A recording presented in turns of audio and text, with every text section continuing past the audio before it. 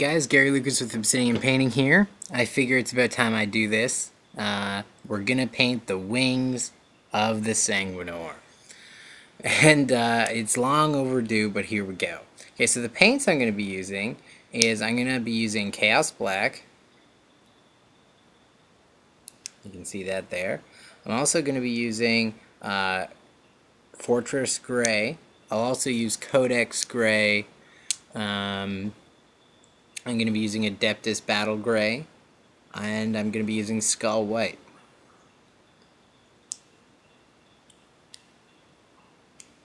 So for the consistency of the paint, it really doesn't matter the ratio of the colors you're mixing. That's not important. What is important is the ratio you add the water to paint.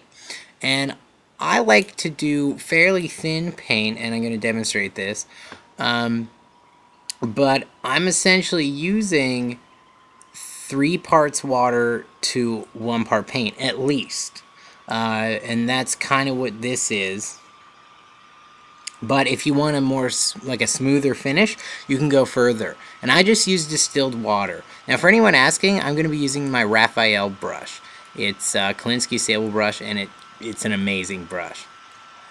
So the technique I'm using to paint, however, is my glazing technique.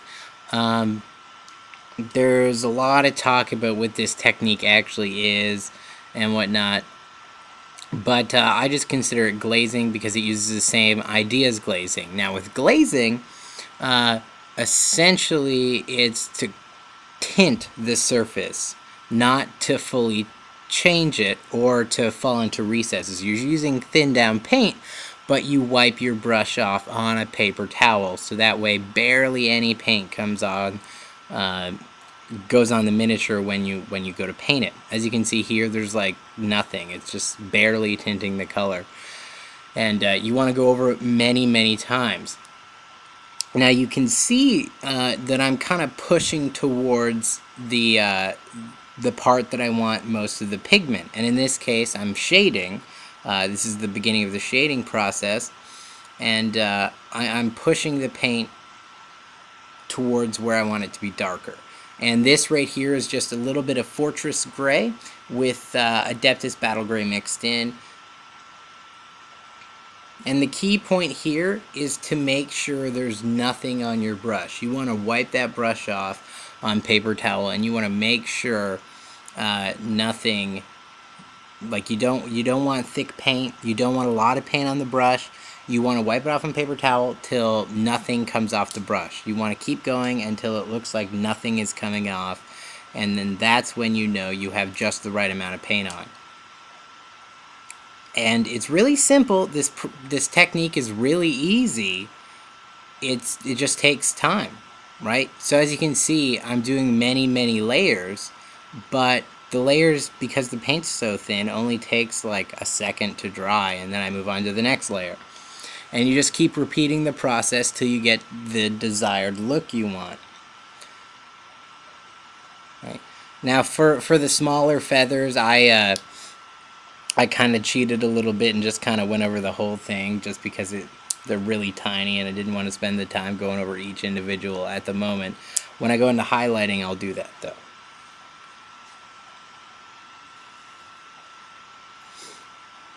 And just take your time with it. This is sped up, of course, but just take your time with it and have fun. It's not about how fast you can do it. It's about painting, right? It's about the hobby, taking and respecting your miniature and giving it what it needs. So this right here, this is about as far as I'm going to go with the first shade. And all I'm going to do is I'm going to add a little bit of black. Now I'm going to keep the consistency the same by adding just a little bit of water to kind of make sure the consistency and ratio of paint to water is the same.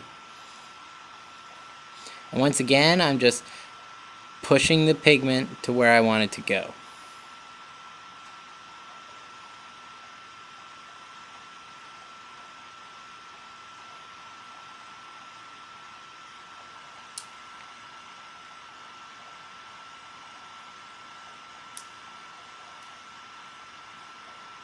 Now, one thing to note is that you'll see it's a lot darker now, and it's actually kind of hard to kind of get into those places. That's because of the camera. But it's darker now, and what you want to do is you want to slowly add more and more paint as the darker you want to go. So if I wanted to go even darker, I just add a little bit more black. But I also make sure the consistency is the same. The ratio of water to paint needs to stay the same. So that way you can blend a lot easier. And that's really all this technique is. It's really simple. If you want a more in-depth explanation of the technique, just go to my ultimate blending video, and then I essentially just go over this.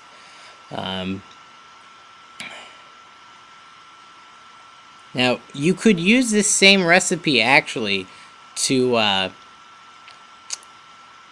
do non-metallic metal like silver or steel or whatever. Just kind of, you just want to make it so it looks the way you want it to. Go as far as dark as you want, go as bright as you want, whatever kind of you feel would look good. And that's what it's about. It's not about what other people think, it's about what you feel looks good. Other people can encourage you, yeah, sure, but it's your miniature in the long run. And just take your time, and your effort will pay off.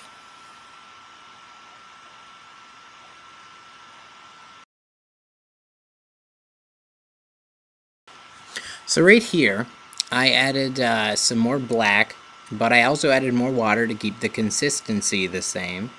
And I'm just continuing the shading process. If you haven't noticed by now, it's really just the same idea over and over again.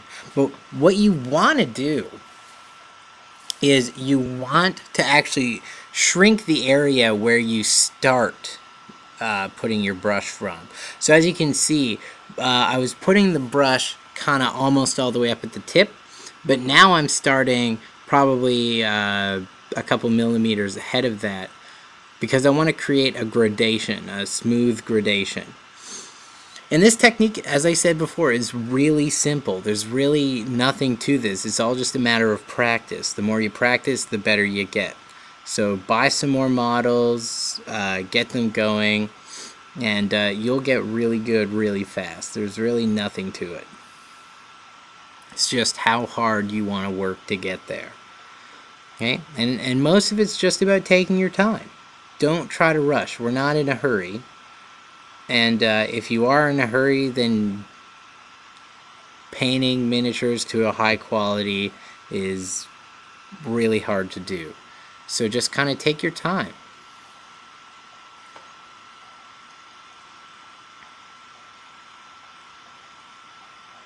Now, one thing I guess I forgot to mention is the wings are actually base coated Adeptus, or not Adeptus, Astronomicon Gray.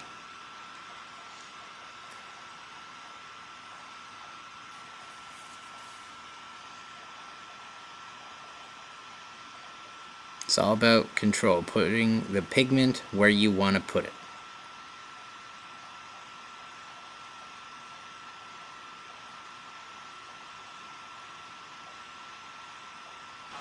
Alright, so, yeah, essentially this is it. I just kept going a little bit more to get to the desired effect I wanted, to the desired darkness. And this is what the shading process looks like. In the next video, I'm going to start doing the highlighting. And, yeah, hopefully you guys enjoyed this.